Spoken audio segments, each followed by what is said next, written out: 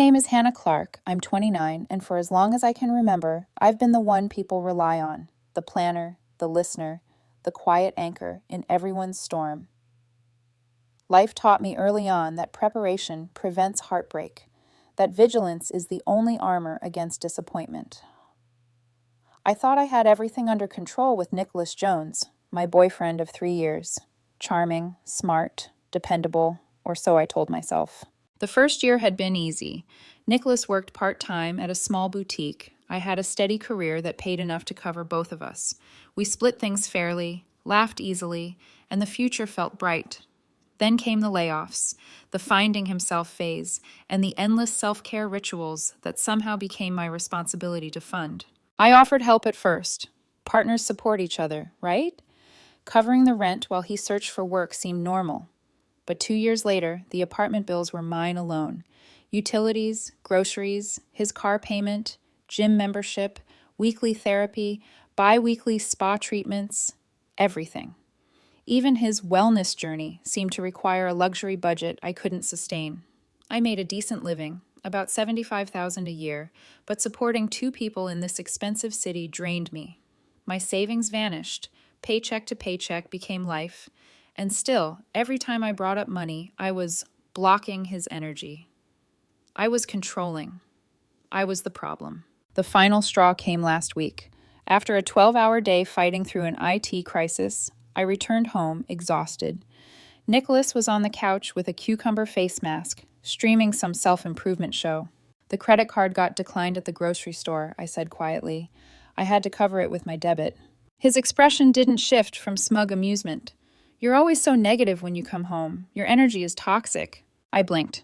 I'm just telling you what happened. The limit's over. You see? He said, smiling.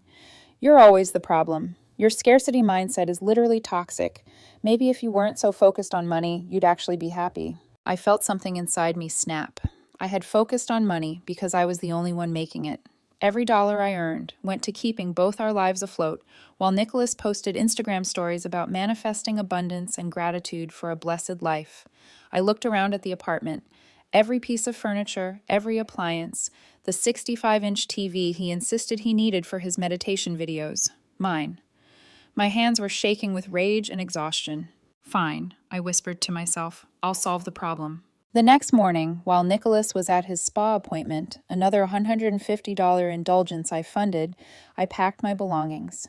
Boxes lined the hallway, my laptop, my clothes, my books, the little pieces of life I'd built. I called the landlord and gave my 30 days notice, canceled every subscription, removed Nicholas from my accounts, changed passwords, turned off automatic transfers. Then I left a note on the counter, simple and precise. You were right. I was the problem. Problem solved. The apartment is yours after the month ends. Good luck on your journey. I left the apartment feeling a strange combination of fear and liberation. For the first time in 2 years, I could breathe financially. 3 hours later, my phone buzzed. Nicholas had called, then texted. Where are you? Why isn't Netflix working? Did you seriously leave? I didn't respond. He sent more, each one more desperate. We need to talk like adults. You can't just leave. I'm calling the police. Please answer me. I typed one reply. You said I was the problem. I removed the problem. Good luck. Then I muted his number. Not blocked. I wanted the evidence if he escalated, but muted.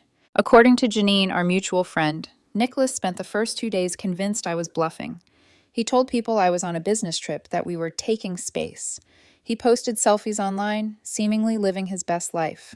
Reality began to set in when the spa called to confirm his card had been declined. That was the moment entitlement turned into full-blown delusion.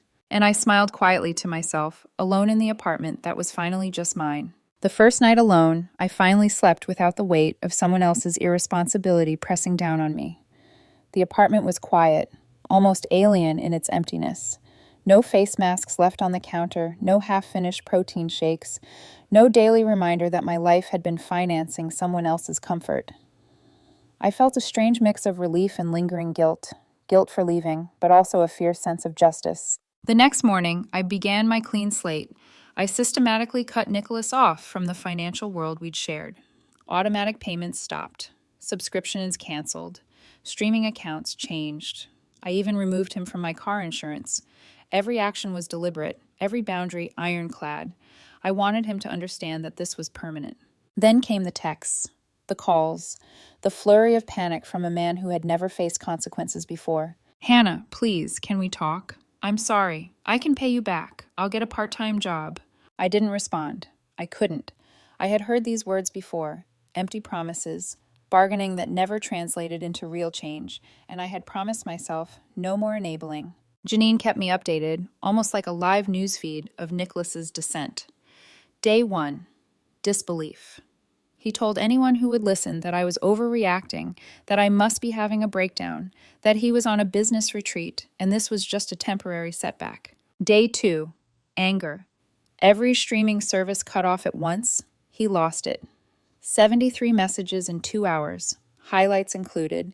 "You're financially abusing me. I'll sue for abandonment. You owe me compensation. You can't just abandon me." I couldn't help but smirk. Abandonment? Compensation? I was 29, financially independent, and finally saying no to enabling a man who refused to act like an adult. Day 3. Bargaining. The texts shifted tone, pleading, pathetic. "If you come back, maybe I'll consider a part-time job eventually. We can make a chore chart. I'll cut back on spa visits." But notice the pattern. No immediate responsibility, no actual work. Just manipulation disguised as compromise. By day 4, Nicholas's tactics became more creative. He tried the classic guilt trip, claiming illness, pretending financial hardship, even flirting with dramatic lies like eviction threats. Each claim was met with careful documentation on my part, receipts, screenshots, notes. I wanted to protect myself from escalation, but also to observe the unraveling. Through Janine, I saw the unfolding chaos. Nicholas posting on social media, claiming he was a victim, inventing sympathetic narratives for anyone who would listen. I could almost hear the gears turning in his head. How can I make this her fault? How can I turn this around without actually taking responsibility? I was calm, detached. I allowed him his delusion while I quietly reclaimed my life. There was a strange thrill in watching someone so entitled attempt to manipulate reality and fail. Each failed scheme reinforced my decision. Each message I ignored, each boundary I held, strengthened me. At the heart of it, this was more than money. It was my autonomy. Nicholas had been living off my care, my work, my patience, all while accusing me of toxicity. And now, finally, he had nothing to leverage. By the end of the week, I had a small ritual, morning coffee, a walk through the neighborhood, and a glance at the apartment I would soon leave entirely in his name for the last few days of the lease. I was moving forward, but I was also watching the storm brew from a safe distance. This part of the story wasn't just about breaking up, it was about breaking free. And Nicholas's reaction was only the beginning. By the second week, Nicholas had moved past disbelief and bargaining. His behavior had become almost performative, as if he were auditioning for sympathy and control simultaneously.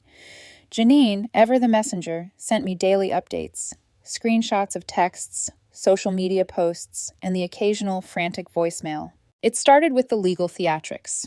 Nicholas claimed he had contacted a lawyer about abandonment and emotional distress. His messages were dramatic, demanding settlements, invoices, and even compensation for emotional labor spent during our 3-year relationship. I read them with a mixture of disbelief and quiet amusement. This was someone who hadn't worked in months, who relied on me for the entirety of our shared life, suddenly assigning dollar amounts to his own delusion. Intimacy coordination, $50,000. Household management, $90,000. Social planning, $45,000. I forwarded everything to a lawyer friend. One glance, and he laughed. "Fake as hell. This is a classic scam attempt." I smiled. Some people live entire lifetimes before hitting such absurd entitlement. Nicholas was providing a masterclass. He escalated beyond financial claims. Illness, eviction threats, and even a fake pregnancy scare appeared in his arsenal. Each claim was disproved quickly, either through documentation or common sense. I kept detailed records, not out of spite, but because control had finally shifted. This was no longer about finances, it was about boundaries, clarity, and justice. Meanwhile, the social media spectacle unfolded. Nicholas painted himself as the wronged, abandoned partner, posting selfies, motivational quotes, and cryptic references to betrayal. His followers were divided. Some sympathized, others rolled their eyes. To the public, he was a tragic hero. To me, he was a textbook example of entitlement gone unchecked. Janine provided commentary. Yesterday, he tried a GoFundMe, said he needed help rebuilding after being abandoned by you. Raised $45, mostly from his mom and aunt. I chuckled quietly. $45. 2 years of living off me, and this was his solution? His desperation continued. He attempted to sell personal belongings from the apartment. Gaming consoles, appliances, anything of value. I had receipts, proof of ownership, and the posts were quickly reported as fraud. One by one, his schemes failed. Then came the peak. A life coach named Crystal called him, claiming to mediate our transition. She asked for payment from Nicholas to negotiate a settlement. I couldn't believe it. He had hired someone with what money? The delusion was breathtaking. When she called, I listened from the sidelines, amused and incredulous. Nicholas was being trained by a pseudo-professional to extort the woman who had just freed him from years of enabling him. He didn't even realize it was part of the absurd theater he had created himself. Through it all, I stayed calm, detached, careful. Each step he took toward chaos reinforced the strength of my decision. I had left for freedom, and every failed ploy, every entitled stunt, every delusional legal threat only confirmed I was right.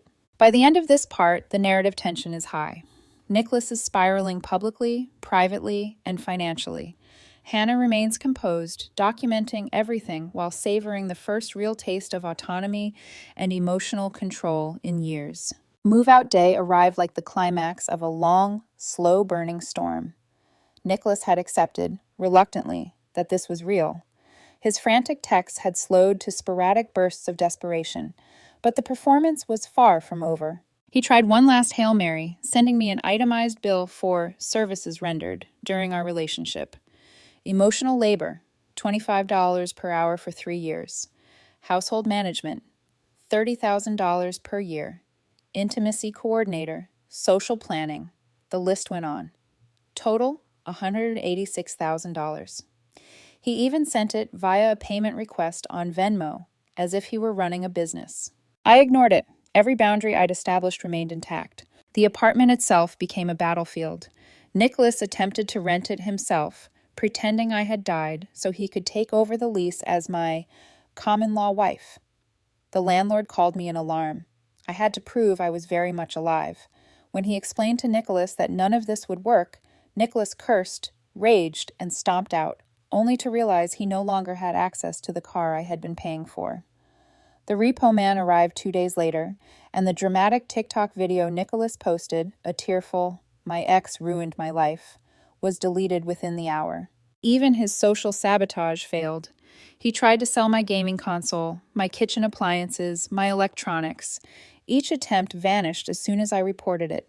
He even flirted with the sugar daddy route, updating his dating profiles to search for a man who understands a queen's worth. Meanwhile, mutual friends and Janine watched, simultaneously horrified and entertained. When the final walkthrough came, I brought witnesses. Nicholas showed up with his mother and a small support squad, determined to make the apartment look like a battlefield. Filth was everywhere. Trash, leftover food, bathroom chaos, but no real damage. The landlord was calm, professional, and documented everything. Nicholas tried one last ploy, begging for the first month's rent on a new place, claiming financial abuse if I refused. I simply reminded him, get a job. That's called adulthood. And then, finally, it was over. He left.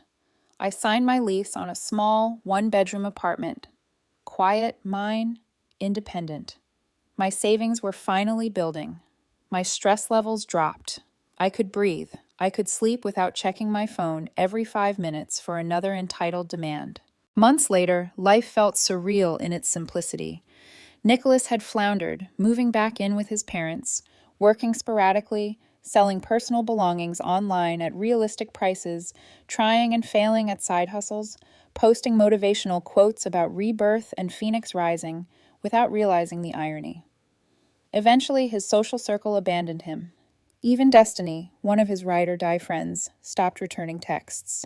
Meanwhile, I thrived. Work promotion, financial stability, and the first real relationship I'd had in years, one with Stephen, a kind, independent man who paid his own bills and never blamed me for having a budget. I laughed quietly whenever I saw Nicholas's delusions online.